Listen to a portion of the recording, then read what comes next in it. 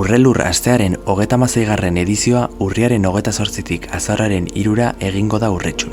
Astean zehar, kulturetxean dagoen Urretur Museoan, mineralei eta fosilei buruzko bisita gidatuak eta tailerrak eskaini dira. Gai horietan interesa dutenen topagune bihurtuz. Hortaz aparte, Cumbres de Leyenda, el legado de Xabier Ormazabal, erakusketa zabalik egon da udaletxeko atarian.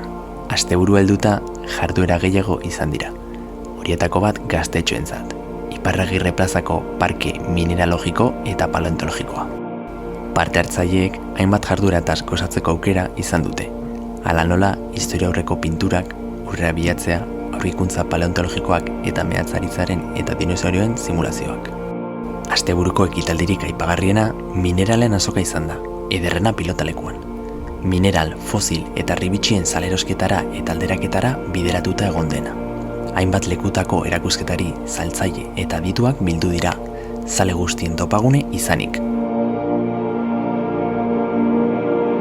Aurten ere, azaroaren baten gaude eta urtero bezala mineralogia eta paleontologiako astea ospatzen ari dugu. Gaur kontan, hemen ederrena frontoian, urtero egiten den saio honetan. Ez da hainbat eta hainbat jende etorri zaigu Espainia mailan toki askotatik eta baita kanpotik ere.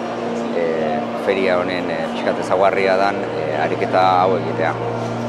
Berez, astea urriaren 26an hasi zen, txango batekin, eta 3 arte izango dugu hemen Urretxun, bai ekitaldi hau, atzo ere izan zen oso hunkigarria gertatu zitzaigun Ormazabal mendizale baten inguruko esposizio baten aurkezpena.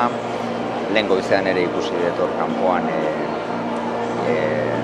Herriko plazan umekin egiten den solasaldia, zinekluba ere izan dugu Zumarragako zela iristi zinean egun hauetan.